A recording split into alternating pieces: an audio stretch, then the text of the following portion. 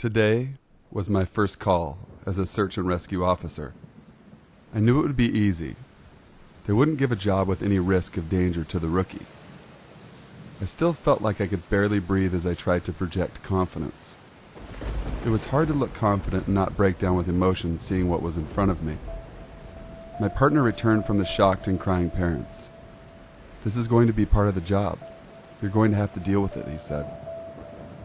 I quaked in my boots for a few moments. I managed to stammer out a weak, "Yeah, of course, I can. I'm fine, yeah." My partner chuckled for a moment and then said, "Come on, we have an idea of where the child could be." A short hike later, we're at the area where the girl was lost. According to my partner, the parents had said the girl was very adventurous, but they couldn't believe how she had gone missing. She was smiling in every situation. She was how the parents could stay happy. I was going to pick her up and send her straight home to her loving parents. "Okay, this is really simple," my partner explained. "We walk together through these woods, shining these lights. We keep quiet so we can hear signs of the girl. Her name is Jacqueline. Remember that. If we get too close to her, we might call it out. Make sure to do a broad sweep of your light so that you don't miss anything. Okay, let's go forwards." I did as he said. I shined my light through the nooks and crannies of thin tree branches. The thick canopy of tree branches and undergrowth cast great shadows, which chopped apart the bright comfort that my light gave off. My boots scrunched on slimy, wet sticks under my boots. I tried to be as quiet as my partner was. Unfortunately, the exclaims out insects and song drowned out the sound of my boots, pulverizing the plants below them. I just tried to concentrate on the job at hand, and tried not to let the fact that I was alone in the dark woods, with a man I barely knew, creep me out, and further accentuate that guttural feeling in my gut of raw, what was it, adrenaline? "Stop shining your light at the trees, John," my partner critiqued. "The girl ain't gonna grab some limbs, especially since she probably can't see a damn thing." I directed my light away from the dark sky and towards my left side. It strayed upon a white marble staircase. It was extremely ornate and seemed to be very clean, in contrast to the wet and dirty foliage I was standing in. I followed my flashlight's beam up the flawless steps and couldn't find its end. I could swear that it soared into the darkness above. I tapped my partner's shoulder. He jumped and said, "Jesus Christ, John, don't you do that, it's dark." I pointed at the staircase. Why is there a staircase in the middle of the woods?" I asked. My partner's face suddenly intensified. "You will see those from time to time. Just ignore them. Don't touch them or take a picture of them. And for the love of God, don't walk up one. Just ignore them." "Okay," I said. "I don't want to touch it for sure, but why is it there?" My partner ignored me and quickened his pace forward through the woods. I started a light jog, which continued squishing the dense undergrowth to keep up.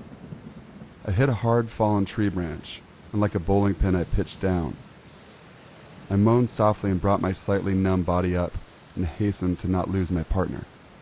"Slow down," I said. "Moving this fast is making noise, and you said to keep quiet." My partner looked back, then did so.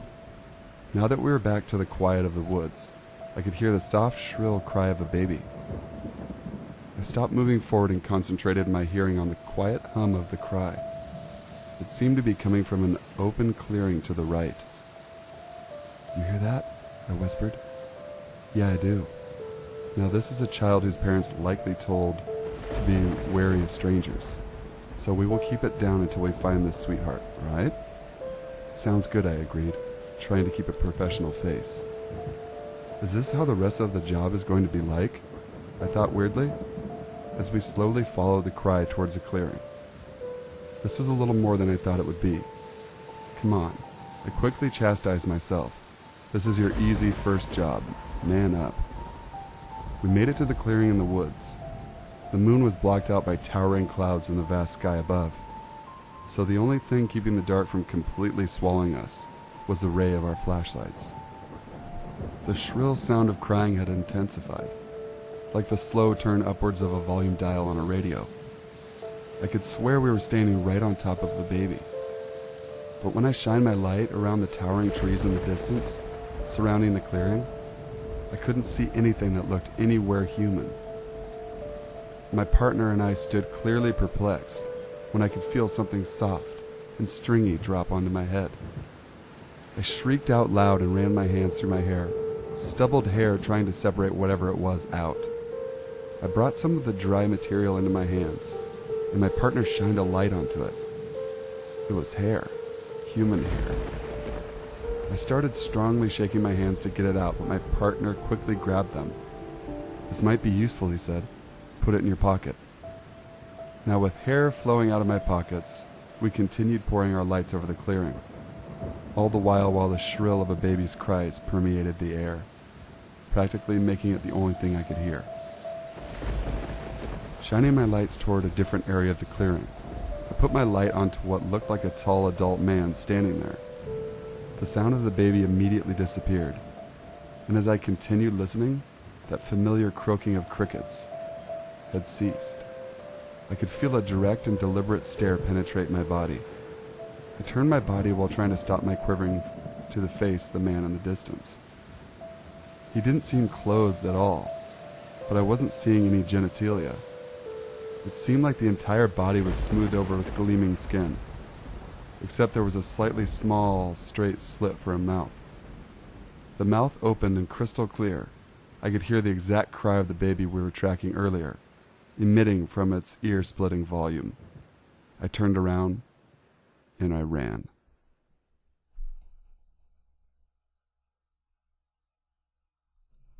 This is a bit of a long story. There are 3 of us. We call them Nate, Brandon, and Jay. I'm Nate, and the story will be told from my perspective of the experience. So it's the beginning of 9th grade. School started about 2 weeks ago. It's early September, so it's a Friday night. My friend Brandon and I were extremely bored just sitting at his house playing Halo Reach and Super Smash Bros. So it was about 5 o'clock in the afternoon. Neither of our parents were home. Mine were on a business trip, his just work really late. So we headed on our bikes to get Subway sandwiches for dinner and bike around the neighborhood for a little bit, seeing if some of our friends could come and hang out. We end up giving up and going back to Brandon's house around 7 p.m., and I get a call from my friend Jay, asking if Brandon and I wanted to sleep over at his place that night. We said yes and were happy we had something to do, so Brandon got his stuff together, stopped by my house to feed the cat, and grabbed my stuff for the sleepover. Then headed on over to Jay's house. We get to Jay's house. We go swimming in Jay's pool, play basketball, Xbox, street hockey, stuff teenagers do. We had a great time. So then when I remember I had some coupons for buy one get one free shakes from my Sonic and wallet. So we decide to bike on over there. It's about a 5-mile bike ride, and by the time we get there it's 11:15 p.m. And this wasn't one of the Sonics open 24/7. This one closes at 11:30 p.m. So we arrived just in time to get 2 medium banana shakes and 1 medium caramel shake.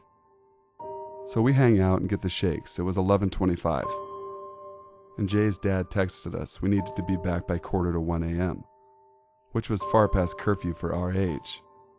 So we had over an hour till we needed to be back, so we decided to bike on the trails and around the neighborhood. First mistake.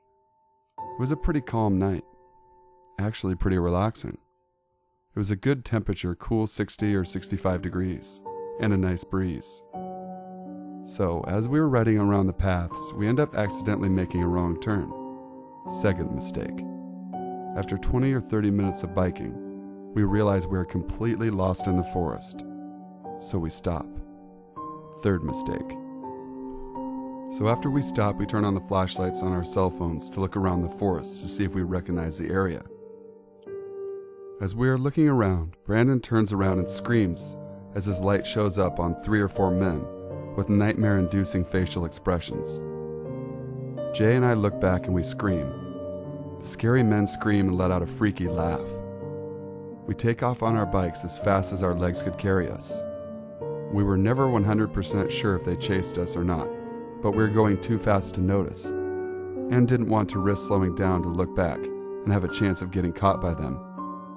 As we got out of the forest and on the streets, We passed a traffic light, and the street sign said Route 55, which was almost 10 miles away from our house, and we didn't know how we ventured out that far. But at least we knew how to get home from there. The only words that was uttered from us until we got back to Jay's house were, "Turn left here." We didn't see any cars on the road on the ride home, so we assumed that if we were following us, that we lost them. Every time a car passed by, we were worried it was them. But as we got closer and closer to the house, we saw less and less cars. Jay lived on a street that went up a hill and had a cul-de-sac on top of the hill. Most of the houses were pitch black on the street. When we got home, we immediately checked to make sure all doors and windows were locked just in case.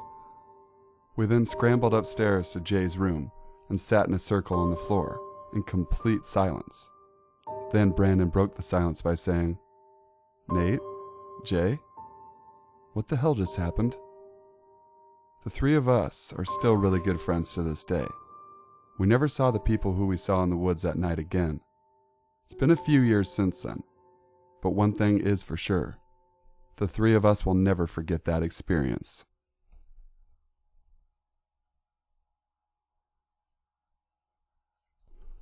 This happened in late August of 2014. At the time I was 17 years old, but I look a few years older than I really am. For a little backstory, I live a mile outside of a small rural town in central New York, where everyone knows each other. On this particular day, I was sitting in my kitchen watching TV or something stupid, like when I hear a car pull up my driveway. At first I thought it was my dad, but since he owns the local pharmacy and works from 9 to 8 most days, I wondered why he was home so early. So I go to the window to see who it was. What I saw was two sketchy-looking guys, maybe in their late 20s, riding in a mid-90s Chevy pickup truck. One was driving and the other was in the truck bed holding onto a large white cooler.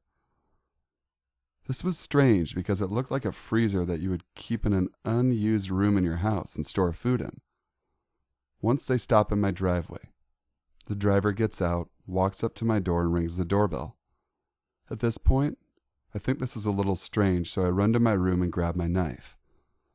I would like to point out real quick that I am a slightly paranoid person, so I go to the door to find out what these dudes want.